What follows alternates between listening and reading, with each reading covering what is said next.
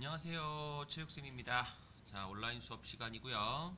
오늘은 우리 5단원 응급처치 단원을 배워볼 거예요. 5단원 안전단원의 응급처치 단원인데요. 첫 번째 시간으로 우리가 응급상황을 알아보는 법, 응급상황 알아보기.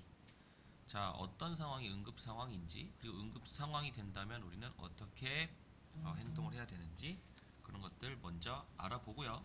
이제 다음 온라인 시간에는 실제로 우리가 응급처치를 하는 방법에 대해서 한번 알아보도록 하겠습니다. 항상 하는 이야기죠. 자, 여러분이 지금 보고 있는 이 수업은 누가 만든 거예요? 그렇죠. 선생님이 만든 겁니다.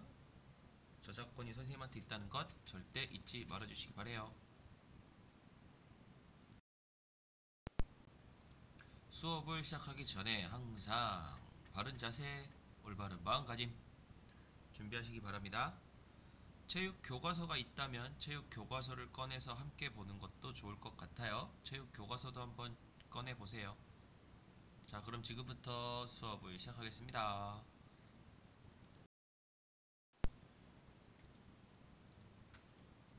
오늘은 그럼 뭘 배우냐 도대체. 자, 우리 5단원 안전단원에서요, 모두의 안전을 위한 응급처치 5단원의 작은 1단원을 배울 거고요. 자, 이 5단원의 작은 1단원을 통해서는 우리가 크게 두 가지로 나눠서 배울 수 있어요. 첫 번째는 평소 생활에서 만날 수 있는 응급 상황 한번 알아보기에 대해서 배울 거고요. 그 다음에 그렇다면 그러한 응급 상황별 상황에 맞게 우리가 응급 처치하는 방법은 무엇인지 알아보는 것이죠. 자, 내가 제대로 배운 응급 처치로 우리 가족의 생명을 살릴 수 있습니다. 그런 생각을 한다면 여러분들은 이번 시간 그리고 다음 시간에 나오는 내용 꼭 집중해서 또 집중해서 살펴볼 수 있기 바래요. 알겠죠? 내가 열심히 배운 그 응급처치 내용을 가지고 내 소중한 가족, 내 소중한 친구를 살릴 수 있다는 걸 명심하기 바랍니다. 이번 단원을 배워서 여러분들은 어떠한 능력을 익힐 수 있는지부터 한번 잠깐 살펴볼게요. 상황을 보겠습니다. 자, 발에 감각이 없어. 그러니까 뭐라고 하죠? 그래요. 동상에 걸린 것 같아. 자, 이 지금 동상에 걸린 것 같아라고 이야기하는 이 학생은 어떤 능력을 키운 건가요? 그렇죠. 당황하지 않고 상황을 파악하는 능력을 여러분들도 키울 수 있어요. 어떻게 큰일 났어. 발에 감각이 없다고 어떡하지 그러고 있는 것이 아니라 동상에 걸린 것 같은데 어떻게 하면 좋을까라고 그 상황을 딱 파악하는 거죠. 여러분, 당황하지 않고 상황을 파악할 수 있어야 돼요. 자, 그리고 자, 일단 빨리 따뜻한 곳으로 들어가자 라고 이야기하는 것. 자, 뭡니까? 그렇죠. 다친 사람이 있을 때 응급처치를 받아야 되는 상황이 생겼을 때, 응급처치를 받아야 되는 사람이 옆에 같이 있을 때 어떻게 하는 거예요? 상황에 맞는 행동을 재빠르게 결정할 수 있는 능력을 키울 수 있습니다. 키워야 됩니다. 그죠? 자, 이 두 가지 능력을 키우고요. 그리고 그 다음에는 이런 능력도 키울 수 있는 것 같아요. 첫 번째, 뭐라 그럽니까? 동상에 걸리면 빨리 따뜻한 물에 담가야 해. 자, 이렇게 말할 수 있다는 건 어떤 능력이 있다는 겁니까? 그렇죠. 놀라거나 무서워하지 않고 침착하게 응급처치를 할 수 있는 능력이 있는 거예요. 그죠? 그리고 또 이제 이런 상황, 자, 이게 사실 가장 중요한 거죠. 자, 아무리 그런 능력을 키우기 위해서 연습한다고 해도 내 몸에 배어있지 않으면 할 수 없어요. 그죠? 그래서 응급처치 방법을 미리 알고 익혀야겠다 이런 생각. 그래서 우리가 어떻게 해요? 그렇죠. 갑자기 응급처치할 상황이 오면 할 수 있도록, 내가 머릿속으로는 알고 있지만 몸으로 하지 못하면 큰 의미가 없겠죠. 그래서 할 수 있도록 습관화할 수 있는 그런 연습 능력, 연습을 하고자 하는 자세, 이런 것들을 여러분들이 키웠으면 좋겠어요.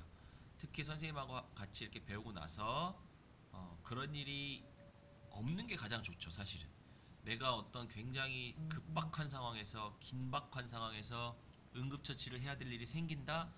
그런 일이 없는 것이 가장 좋지만 만약에 그런 일이 혹시라도 생긴다면 내가 침착하게 행동할 수 있도록, 그죠? 그런 자세를 갖출 수 있도록 연습을 하고, 항상 선생님이 이렇게 온라인으로 수업 들으면서도 무엇을 잘 하라고 했나요? 이미지 트레이닝, 그죠? 내가 이런 상황이 된다면 나는 이렇게 할 거야, 이렇게 해야지라고 내가 머릿속으로 상상 하는 것, 연습하는 것, 상상해서 연습하는 것, 그것을 우리는 이미지 트레이닝이라고 합니다.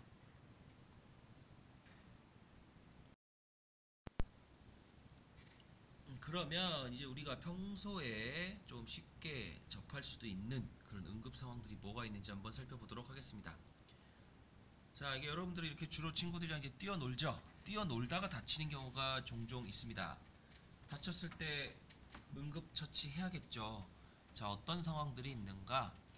자, 무릎이 까졌어. 이게 넘어지거나 어디 부딪히거나 해서 여러분 피부가 벗겨지는 경우가 있죠.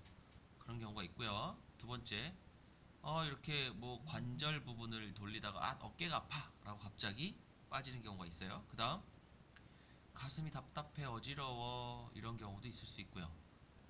넘어지면서 어디 부딪히면서 무릎에서 이상한 소리가 났어, 뭔가 빠직하고 이런 소리가 났어, 이런 경우가 있고요. 그 다음에 무리하게 방향 전환을 하거나 혹은 뭐 이렇게 잘못 밟아서 이렇게 발목이 삐는 경우도 있죠. 자, 혹은 뭐 농구공을 손가락으로 농공을 받다가 손가락 부분 끝에 딱 맞아서 확 꺾이는 경우, 뭐 이런 경우도 있어요. 그죠? 자, 이런 경우들을 우리는 어떤 상황이라고 보냐면, 자, 무릎이 까졌다. 뭡니까? 출혈이죠, 출혈. 피부에 난 상처에서 피가 나는 거예요. 이때는 피가 나는 그 혈액 속으로 더러운 세균이나 먼지, 뭐 흙, 모래 이런 것들이 들어가기 때문에 위험한 거예요. 자, 두 번째, 염좌. 염좌는 인대나 근육이 늘어나거나 찢어지는 거예요. 갑자기 확 꺾이거나 너무 이렇게 뭐 방향이 저랑 틀어지면서 이런 경우가 있을 수 있고요. 세 번째, 탈구.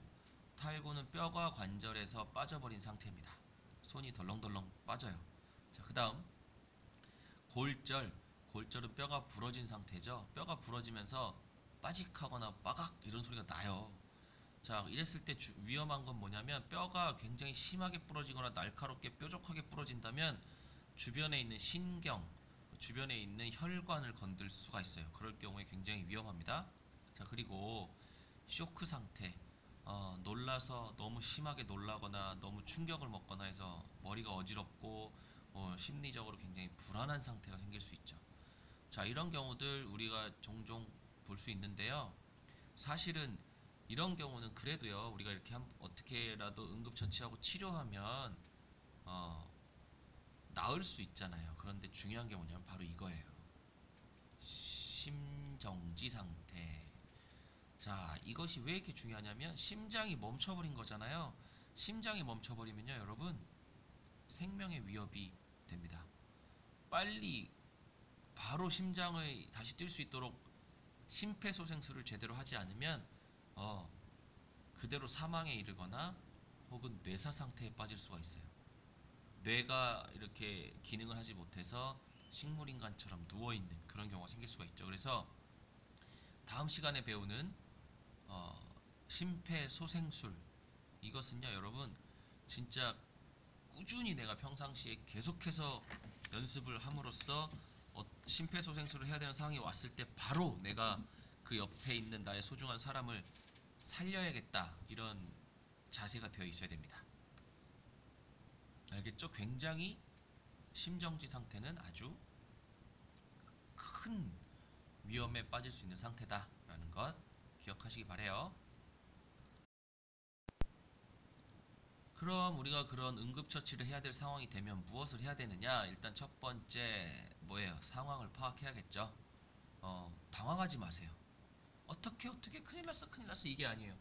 당황하지 말고, 여기가 지금 어딘지, 그리고 왜 다쳤는지, 부상은 누가 당했는지, 몇 명이 당했는지 이런 걸 여러분이 알아야 돼요. 왜냐면 그 옆에 있었던 응급처치 상황을 목격한 그 첫 번째 목격자의 어, 이야기, 그 목격자가 했던 이야기를 통해서 응급처치를 할 수 있거든요.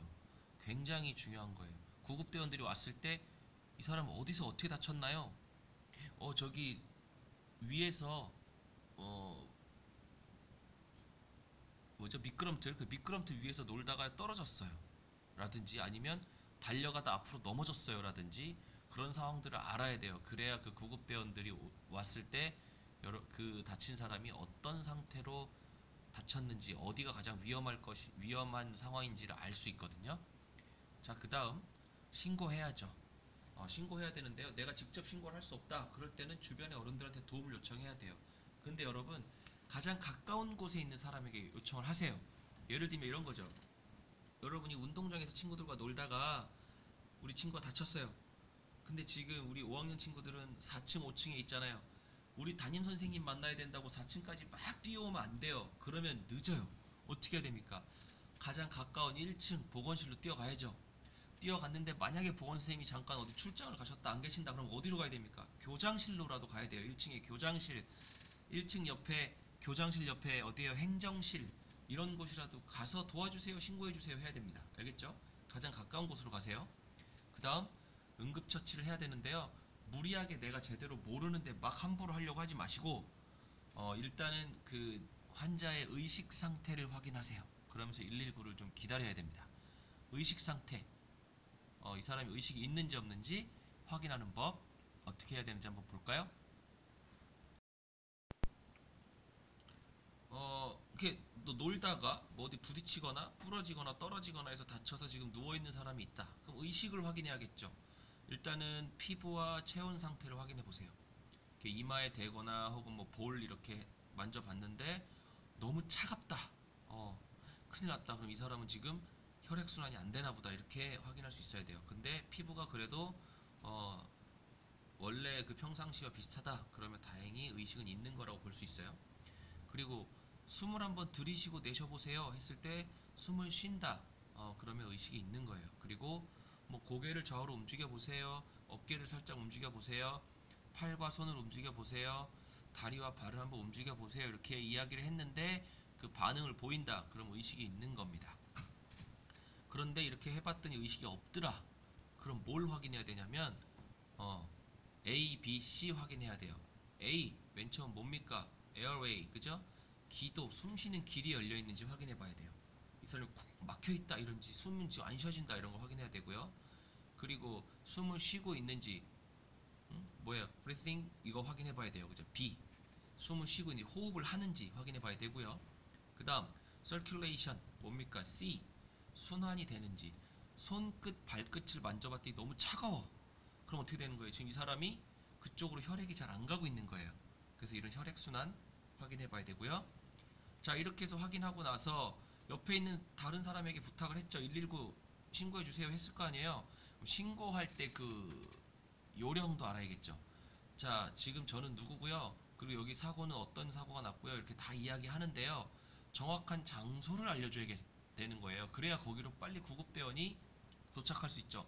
여기는 부천시 상동 계남로 29에 있는 석천초등학교 운동장이에요. 그렇게 정확히 얘기할 수 있어야 돼요. 옆에 우리 학교 옆에 그 놀이터 있죠. 그리고 거기서 놀다가 다쳤는데 여기 빼꼼 놀이터예요. 빼꼼 놀이터 이렇게 설명하면 안 돼요. 빼꼼 놀이터는 몰라요. 그죠? 그러니까 알 수 있게 석천초등학교 바로 옆에 있는 동양덱스빌 입구 옆에 있는 그런 저기 놀이터가 있어요. 이렇게 얘기하거나 아니면 내가 어딘지 모르겠고 이게 길거리였다 골목이었다 그럼 여러분 그 주변에 있는 전봇대 위치를 보세요.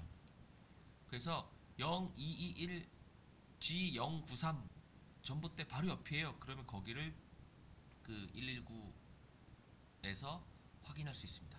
그 여러분 이 전봇대 위치 오늘 선생님한테 이 영상 수업을 들은 친구들 길거리 지나다니면서 골목길 다니면서 전봇대 이렇게 위치도가 있는지 한번 확인해 보시기 바래요. 자, 오늘 수업 선생님의 동영상 강의 여기서 모두 마치겠습니다. 다음 시간에 또 만나요. 안녕.